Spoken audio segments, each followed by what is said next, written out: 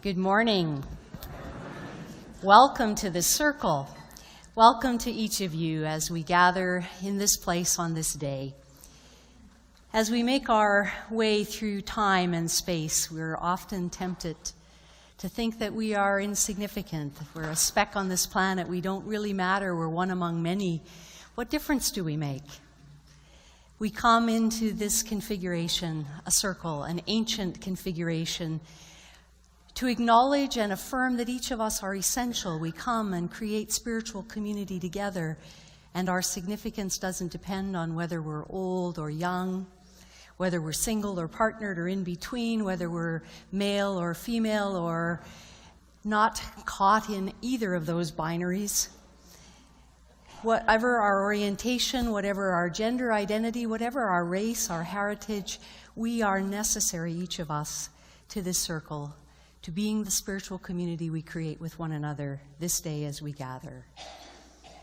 We also come in deep gratitude for the long witness of this land on which we gather. We're mindful of the history and spirituality, the culture of our Cree peoples, on whose ancestral home we have come and made our home.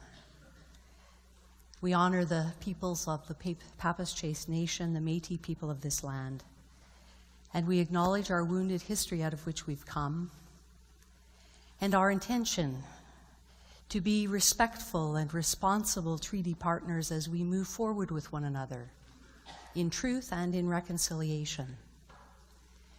Whether you've been in this circle many times or never been in this circle before or haven't been in this circle for a long time, we welcome you. We're glad you're here.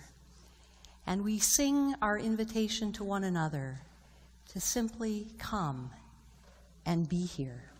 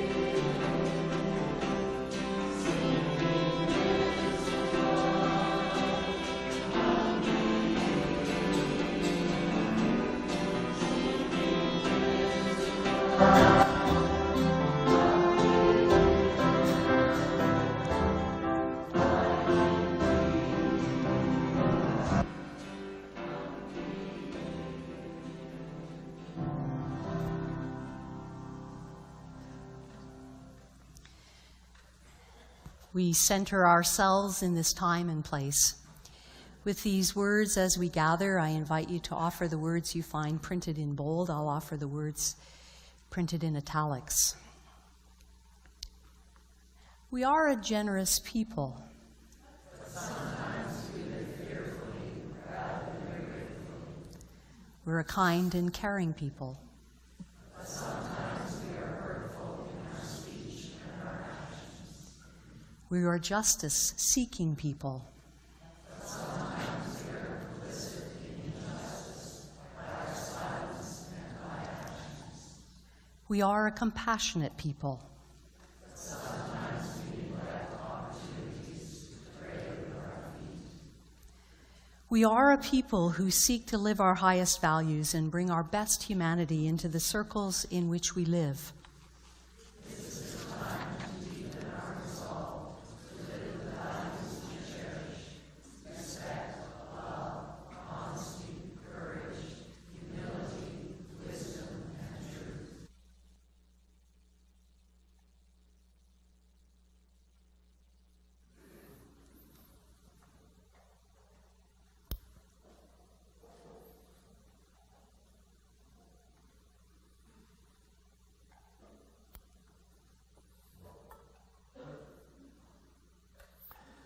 We light this candle as we do every time we gather in this space. This is a symbol of change. This tiny flame reminds us of the star at the center of our solar system. The star that is constantly consuming, constantly burning, but also constantly creating. So we remember. By placing this flame in the midst of us this morning, we remember that the status quo is not possible. Change is the constant. And our entrance into that change can bring light, can bring warmth, can bring hope.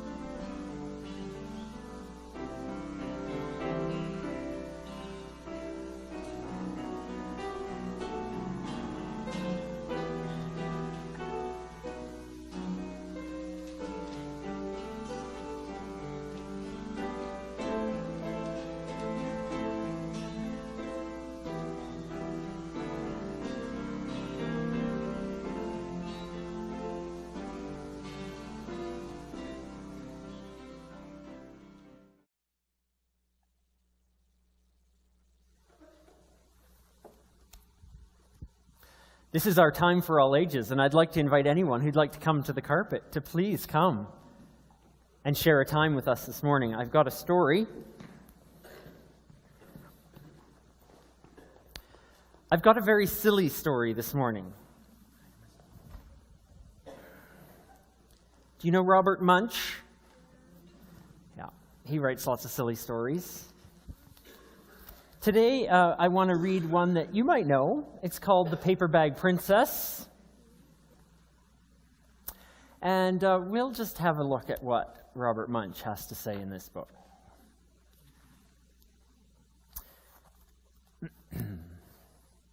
Elizabeth was a beautiful princess. She lived in a castle and had expensive princess clothes. She was going to marry a prince named Ronald. Unfortunately, a dragon smashed her castle, burned all her clothes with his fiery breath, and carried off Prince Ronald. Elizabeth decided to chase the dragon and get Ronald back. She looked everywhere for something to wear, but the only thing she could find that was not burnt was a paper bag. So she put on the paper bag and followed the dragon. He was easy to follow because he left a trail of burnt forests and horses' bones. Finally, Elizabeth came to a cave with a large door that had a huge knocker on it. She took hold of the knocker and banged on the door. The dragon stuck his nose out the door and said, "Well, A princess. I love to eat princesses, but I have already eaten a whole castle today. I'm a very busy dragon. Come back tomorrow. He slammed the door so fast that Elizabeth almost got her nose caught. Elizabeth grabbed the knocker and banged on the door again. The dragon stuck his nose out of the door and said, "Go away. I love to eat princesses, but I have already eaten a whole castle. I'm a very busy dragon." "Wait!" shouted Elizabeth. "Is it true that you are the smartest and fiercest dragon in the whole world?" "Yes," said the dragon. "Is it true," said Elizabeth, "that you can burn up 10 forests with your fiery breath?" "Oh, yes," said the dragon. And he took a huge deep breath and breathed out so much fire that he burnt up 50 forests. "Fantastic," said Elizabeth. And the dragon took another huge breath and breathed out so much fire that he burnt up 100 forests. "Magnificent," said Elizabeth. And the dragon took another breath, but this time nothing came out. The dragon didn't even have enough fire left to cook a meatball. Elizabeth said, "Dragon, is it true that you can fly around the world in just 10 seconds? "Why, yes," said the dragon, and jumped up and flew all the way around the world in just 10 seconds. He was very tired when he got back, but Elizabeth shouted, "Fantastic, do it again." So the dragon jumped up and flew around the world in just 20 seconds. When he got back, he was too tired to walk, and he lay down and went straight to sleep. Elizabeth whispered very softly, "Hey, dragon." The dragon didn't move at all. She lifted up the dragon's ear and put her head right inside. She shouted as loud as she could, "Hey, dragon!" The dragon was so tired, he didn't even move. Elizabeth walked right over the dragon and opened the door to the cave. There was Prince Ronald. He looked at her and said, "Elizabeth, you're a mess. You smell like ashes, your hair is all tangled, and you're wearing a dirty old paper bag. Come back when you're dressed like a real princess." Ooh.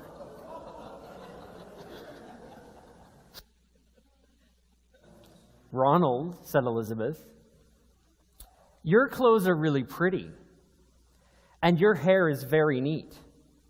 You look like a real prince, but you're a bum." And they didn't get married at all.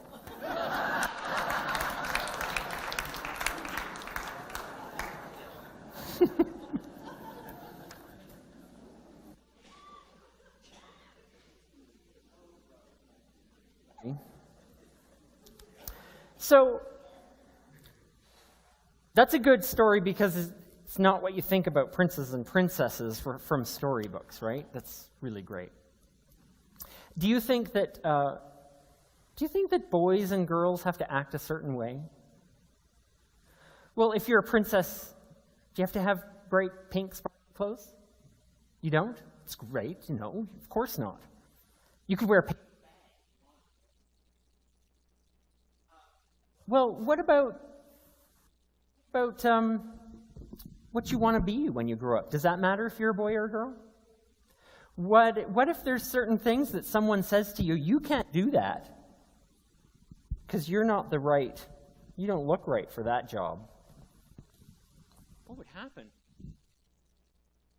Does that sound right to you? It doesn't. It's not right. This story is a silly way to teach us that whether we're a prince or a princess, whether we're just an ordinary person named Pete or Jane or Alice, doesn't matter what our name is, doesn't matter who we are, doesn't matter whether we're a boy or a girl, none of that matters. We can do whatever we want. We could even decide that when we meet someone that decides that they think what we should do as a girl or a boy should be just what girls and boys have always done, we can tell them, "No, thank you." Maybe we won't call them a bum. That wouldn't be very nice. But we can say, "No, thank you. I want to do what I want to do." And that's the fantastic thing about living right now we get a chance to stand up for ourselves and to say, I want to be whatever I want to be. Do any of you have ideas of what you want to be when you grow up? You do? What is it? I want to be a teacher. A teacher? That's amazing. Anyone have any ideas? Do you know? No ideas? It's okay, there's lots of time. When I was very young, I wanted to be a bus. I thought buses were so cool. The way their doors opened and squeaked when they opened, I wanted to be a bus. I didn't become a bus, though, but that would have been fun. I did not. I changed my mind. So there's lots of time to change your mind if you don't like the idea you've got right now. So thank you. We're going to have Kid Spirit this morning. And in Kid Spirit, you can follow these lovely...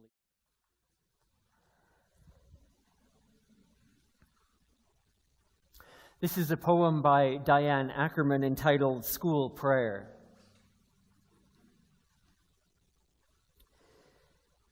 In the name of the daybreak and the eyelids of morning and the wayfaring moon and the night when it departs, I swear I will not dishonor my soul with hatred, but offer myself humbly as a guardian of nature, as a healer of misery, as a messenger of wonder, as an architect of peace.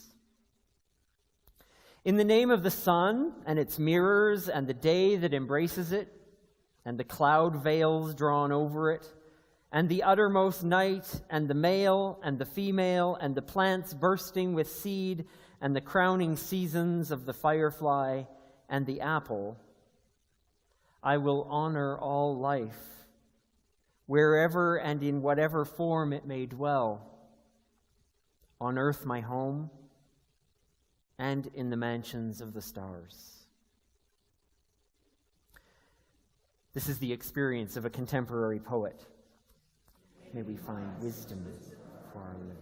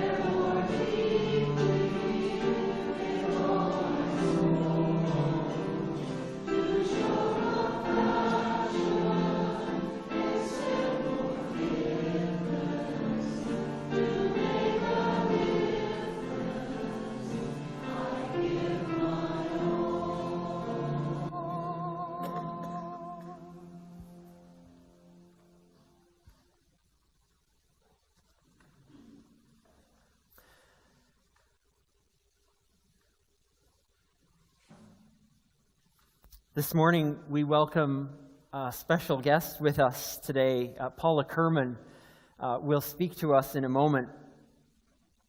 Paula is a writer, an editor, a photographer. In fact, the list of things she does is quite long.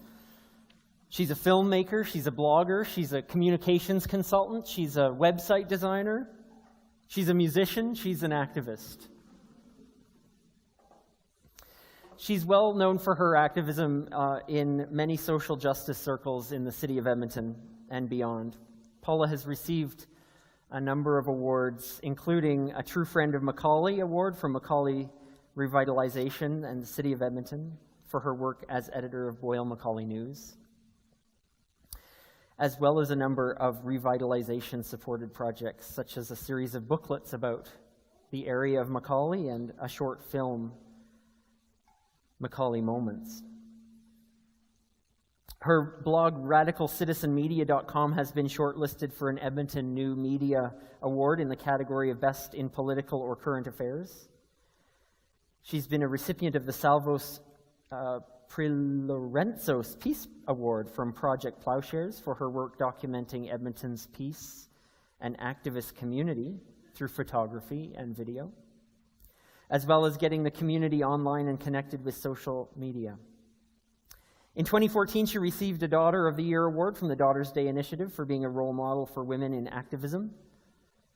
Paula has just recently released Macaulay, A Caring Community, Conversations on Social Housing, which is a short film exploring issues of housing and homelessness in the Macaulay neighborhood. And she was one of the organizers of the Women's March on Washington held at the Alberta Legislature grounds just a couple of weeks ago. We're delighted to hear from Paula this morning, some of her reflections on her action and activism, on her participation in the Women's March, and to share some of her reflections with us today. Paula, we welcome you. Thanks for being here.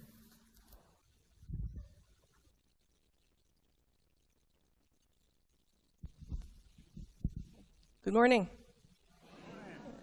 I know some of you here. Some of you might also be familiar with me as the face behind the emails of the Moving Forward Reconciliation email list that I operate for Edmonton Presbytery. And thank you very much for asking me to speak this morning. In September of 2005, I showed up to my first Peace March, and I happened to have a camera with me. And I asked the organizers if it would be okay to take some photos. They said yes. I posted the photos that evening on some website space I happened to have, and announced that I had done so on an email listserv. Some of the younger people here might not remember what one of those are. They do still exist. Really. The response was so great that the website crashed. And it was at that moment I realized the importance of documenting the activist and social justice movement in Edmonton, not only for historical purposes, but as a way of communicating messages of peace, environmental stewardship, gender equality, LGBTQ rights, Indigenous issues, and so on. I also became involved with a few groups as an organizer, such as the Edmonton Coalition Against War and Racism, and so did double duty at events on photos and videos, as well as sometimes being a musician or MC. Now, flash forward to November of 2016. I heard about a women's march on Washington that was to happen the day after Trump's inauguration. The friend who told me about it asked if something similar would happen in Edmonton, since, after all, I'm quite connected to the activist community. So my inquiries online led me to a national organizing group that was overseeing the creation of what were called sister marches in cities throughout the country. And I signed up to help with organizing in Edmonton. I was put in touch with two other women who had expressed similar interest, and in fact, Allison Post, who's one of my co-organizers, is here with me today. Everyone say hi to Allison. Yeah. And together we organized one of the biggest rallies held in Edmonton in recent history. There were reports. Thank you. How many of you were there? Okay. A few. Okay. There were reports of 4,000, maybe more, people crowded on the north side of the Alberta Legislature on January 21st, 2017. The experience was exhilarating for me. The energy was palpable, and even though I'd never addressed a crowd that large before, any nervous feelings just slipped away when I got to the microphone. It was definitely a day I will never forget. What was my motivation for getting involved with the Women's March in the first place? Well, it's similar to that which motivates me to be involved in social justice in general. From a faith perspective, I was raised in a Jewish household. And while I'm not religiously observant in a traditional sense, save for some of the dietary laws, there are some aspects of Jewish culture and philosophy that continue to shape my life. There is a Jewish value called tikkun olam, which means healing or repairing the world, and this has been a guiding force for me in activism. More specifically, I viewed the need for a women's march in Edmonton in a very local context. I have been appalled by the messages of hate and violence directed towards women politicians in this province. I recoil in horror at stories of Islamophobia directed at women who wear hijab. In our world today, building love and hope and cooperation between people of all faiths and cultures and genders is more important than ever. That being said, we, the organizers, worked very hard to make the Edmonton Sister March less about Trump himself and more about the need for a society with civil discourse, where people can disagree without resorting to hate speech, and where there is equity for all people. What was so heartening about the event was seeing so many men and boys there, standing in solidarity with their partners, daughters, sisters, and mothers. The question, of course, which of course followed the march was, Where do we go from here? I and one of the other organizers, Allison, decided to keep the momentum going by building a Facebook page as an offshoot of our main event page, using it to promote local women's initiatives and related events and for any future events we may organize. The reaction was strong, and within a few days we had over 700 likes, and as of this morning we're about close to 1,000. When people ask what is the lasting effect of something like the Women's March, I point out that the simple fact so many people responded to the event and turned up is proof in itself that more and more people are not willing to be complacent, that they want a world where gender-based violence, racism, and hatred of all kinds are not acceptable. I have been involved in activism and attending protests and rallies for over a decade now. The main comment I get from naysayers is that protesting has no effect, is no lasting result. And from all early indications, when it comes to the Women's March, this is simply not true. Also, protest, in quotation marks, does not necessarily mean standing in the street with a placard. It can mean taking action by writing letters, making phone calls, and being active online in promoting the kind of social justice and change you want to see in the world. If we want a world with gender equality or any other form of social justice, we have to be willing to make a stand and put ourselves out there in whatever way seems appropriate. Recent events in the world continue to demonstrate why we needed to march. And to summarize and to elaborate on a meme I saw recently on Facebook, is that sometimes we look back at history and we think, what would we have done had we been there? But we're here now, and whatever we're doing at this point in history is what we're doing because we are present. Don't wait until you're looking back and wondering what you could have done. We all have a choice to be active citizens now. Thank you very much.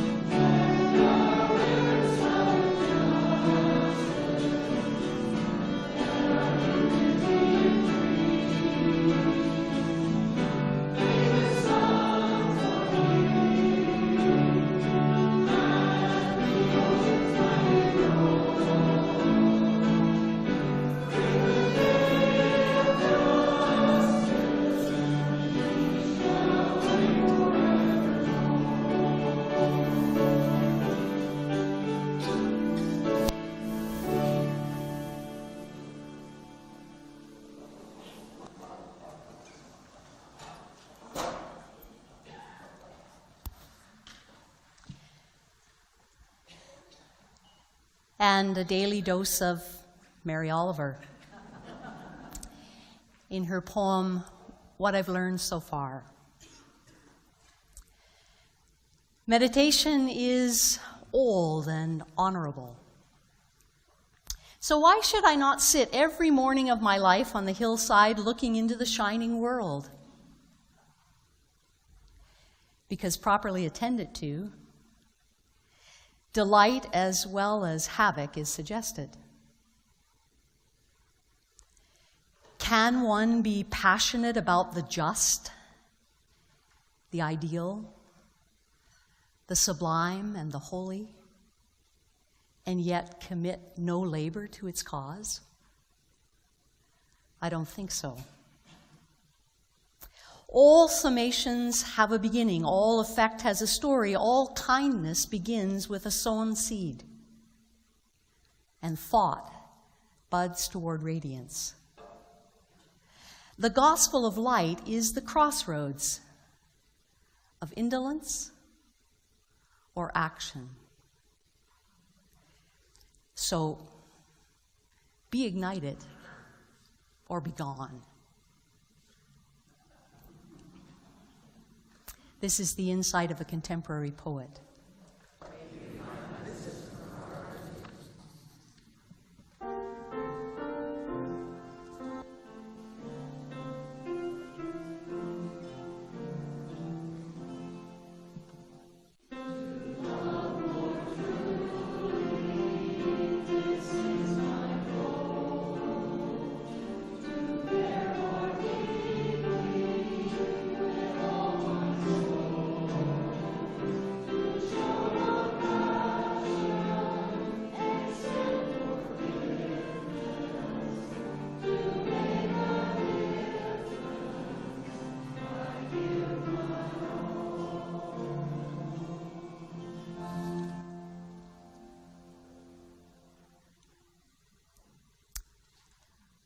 Indeed, meditation is old and honorable.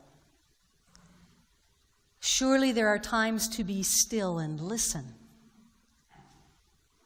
to become centered and grounded, to be stilled and strengthened. But for each one of us, something in this broken world calls us to be ignited or be gone. To move our feet when we pray, to listen with our hearts until it tells us, until it tells our feet how to move. In the Hebrew tradition in which we're rooted, the tradition we share with Paula, the best of our prophets taught us that what the world needs most are not prescribed prayers or rituals we offer in any temple, but rather the prayers we pray with our feet. Isn't that one of the great treasures of Aboriginal spirituality? A wisdom our Indigenous people have long sought to share with us. The best prayers of any tradition, the best prayers any tradition can give to the world are the ones that require us to move our feet, not our lips. It seems likely to me that everything that first century Jewish teacher we know as Jesus of Nazareth, everything he taught his friends to pray came not from a set of words that have been passed down to us that we have called the Lord's Prayer. Isn't it more likely that everything they learned about prayer, they learned from those to whom their feet took them with their teacher? To the lepers and the poor, to women and children, to the sick and the disturbed and the homeless. Isn't this carefully crafted prayer that we have memorized and said for centuries a first century creation of a community as they reflected on what seemed important to Jesus of Nazareth? What he spent his life addressing? Hallowed be your names. the need for all of us to know and acknowledge something as holy. Your kingdom come. The need for a beloved community of mutuality to replace the empirical, hierarchical values of first century Roman Empire. Give us this day our daily bread. The need for bread for all, for each day. Forgive us our debts, as the Presbyterians more accurately pray. The need for debt to be forgiven, so that a new social arrangement is possible. Deliver us from evil, from the worst in ourselves. The need to choose the good rather than evil. Doesn't this prayer we memorized as children, this prayer that has been said in our schools, doesn't it summarize all of the social issues of first century Palestine with which Jesus was deeply concerned? Poverty and hunger and landlessness and disease and debt and the unjust distribution of wealth and the oppression of women and children. Isn't it an agenda for action, more than it is some kind of litany of pretty words or poetic phrases to be recited? I wonder if it isn't more in keeping with the best prophets in every tradition and with the teachings of Jesus of Nazareth that we be inspired to live this prayer rather than to recite this prayer.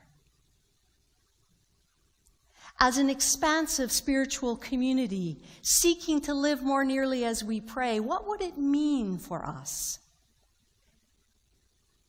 to stop saying this prayer with our lips and to start praying this prayer with our feet? What would it mean to translate all of those first century social issues of Roman-occupied Palestine into 21st century global community? What would it mean for us to begin to pray this prayer with our feet?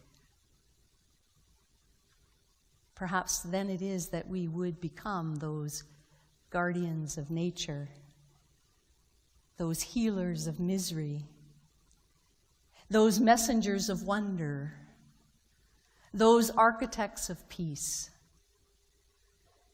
that Diane Ackerman's school prayer captures for us.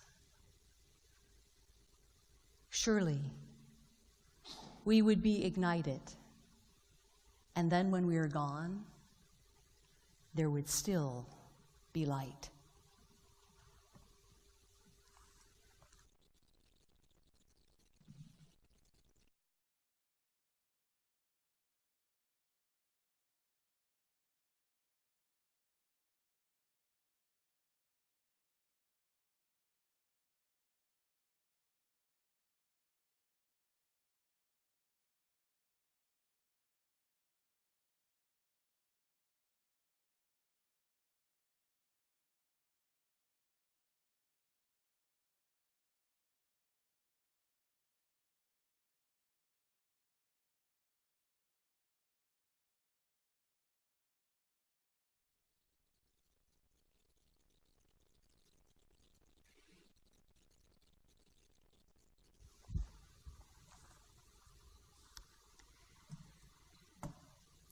In words Bob Hetherington has given us, we have a 21st century way of thinking about some of the issues and images that come out of this prayer that we have all learned by heart, this disciples' prayer, this prayer of Jesus.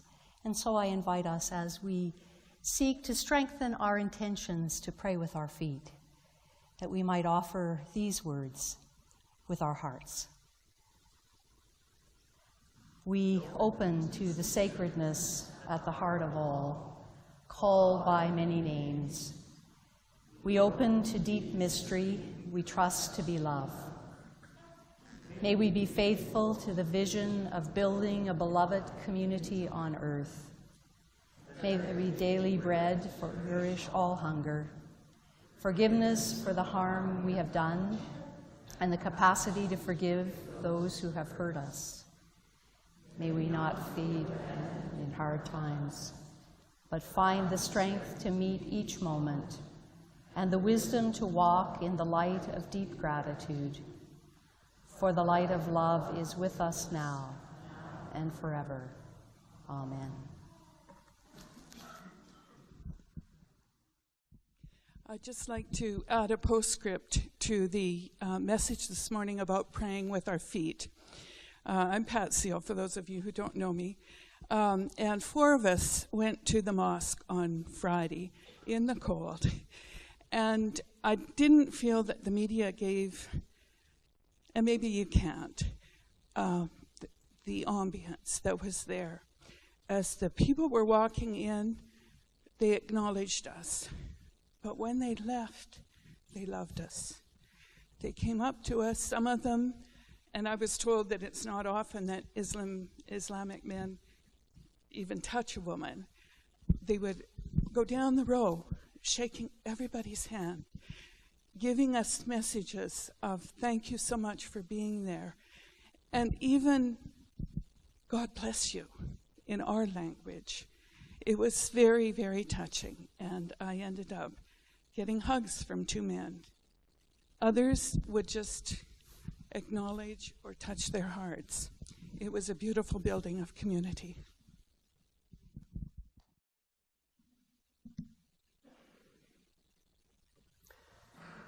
We gather around a table. This is a simple place of meeting, a place that acknowledges our need for life's essentials, daily bread, drink for our thirst. A place that gathers us around our need to know and be known, our need for bread to feed our body and bread to satisfy our spirit's hunger for acceptance and belonging.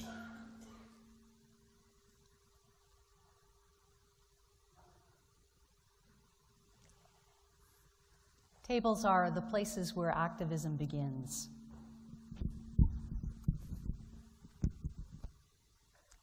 Where we organize and energize, harmonize and strategize, a place where we discover and share what's required for life to flourish, and a place where we nourish our dreams for peace. It's where we remember and lament the bitter taste of hatred, the withered grapes of prejudice and cruelty, the sour grapes of sexism, racism, ageism, and all the other isms we can name.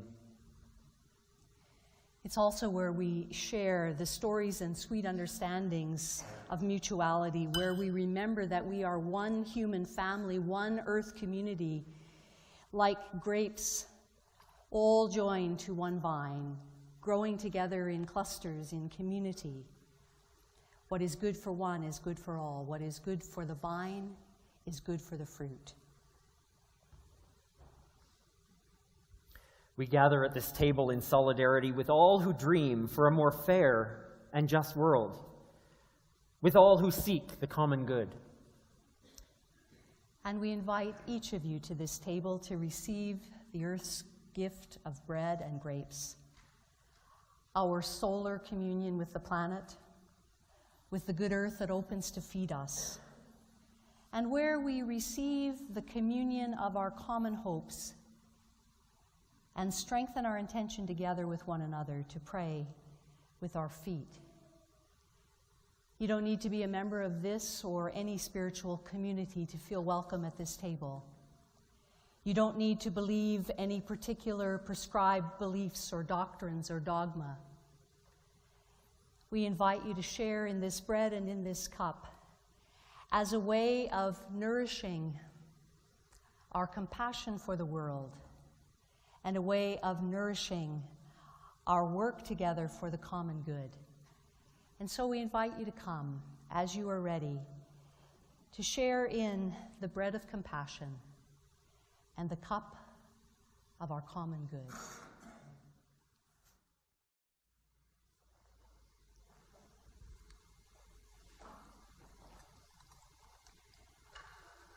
This symbol is also about transformation, from one form of energy to another, from light to smoke, from the light that we have ignited here with one another, to the light that we will take in a myriad of ways as we go into this world we love so much.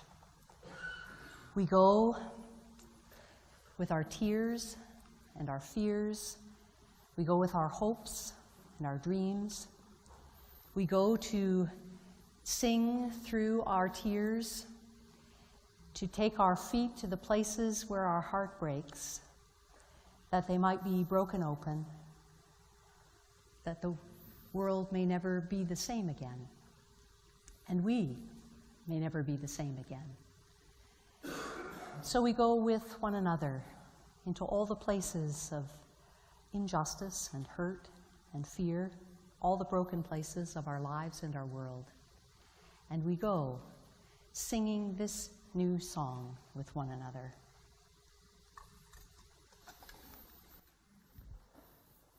I'll invite you to hear verse 1, the chorus and verse 1 as I sing it, and then we'll all sing together.